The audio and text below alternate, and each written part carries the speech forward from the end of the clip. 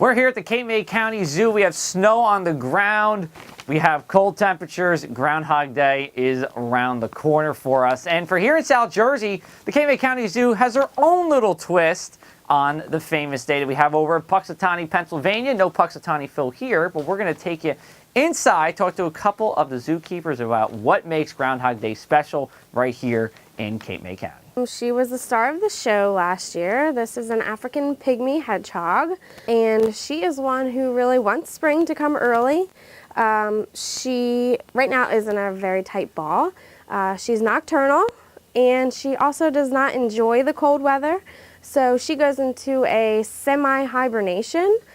So she is not really wanting to be awake right now. She'll maybe come alive really at nighttime, and even then right now, with the time change and the sunlight, she'll most likely be curled up into a ball like this. This girl, she is not gonna want to see her shadow, because that means she's gonna want to hide some more, and that means 6 more weeks of winter. If she doesn't see her shadow, she is in the clear, and that means 6 weeks less of winter. So hopefully it'll be a nice cloudy day on Groundhog's Day, so she won't be seeing her shadow.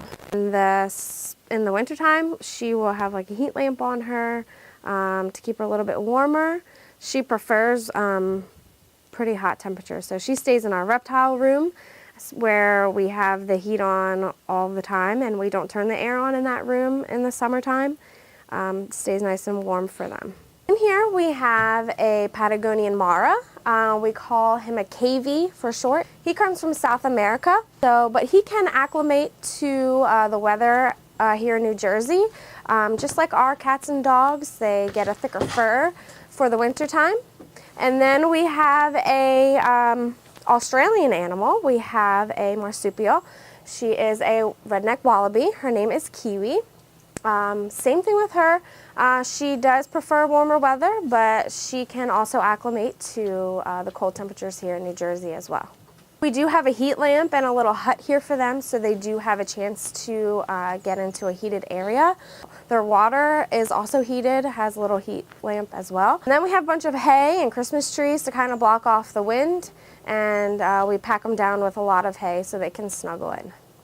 So while some here at the Cape May County Zoo, they have to transition over to the colder weather, some here love the snow, they love the cold, and here to talk to us more about it is Kendra, who is with the Cape May County Zoo. So here we are at our snow leopards. Here we have Taisa and Batar, our mating pair, and they are thoroughly loving the snowy weather. The snow leopards are found in the Himalayas, so they love the mountainous area and all of the snow. They are great climbers. You see all the rocks they have in their habitat here, and they are found at high altitudes, so they do love this cold weather. They have choice always to go into their den, which is climate controlled, or they could be outside. They can handle all the snow, so they can do that themselves. Some of the animals in the zoo, paths do need to be shoveled for them. Over at our wallabies in different areas, paths need to be cleared, but not for the snow leopards. They enjoy this weather. Bryn, she is our silver fox. The silver fox is actually just a color morph of the red fox that we have locally, but the silver fox loves this winter weather. This is what that silver fur is good for, blending into the snow. So she builds up that coat all of fall and gets ready for winter, and she's very happy to have a snowy day here at the zoo. So Groundhog Day was around before we even used the groundhog to figure out whether there was going to be 6 more weeks of winter or whether it was going to be an early spring. Of course, whether that's even a full thing is a whole nother story. But back in the 1500s, 1600s, 1700s, farmers wanted a way to know whether they can plant their crops early. And on Candlemas, which is February 2nd, they would look at the winds. If the winds were from the east, that meant that clouds would be around, there'd be no shadows, and that means the snow would stick around until the 2nd of May. That's what they would say.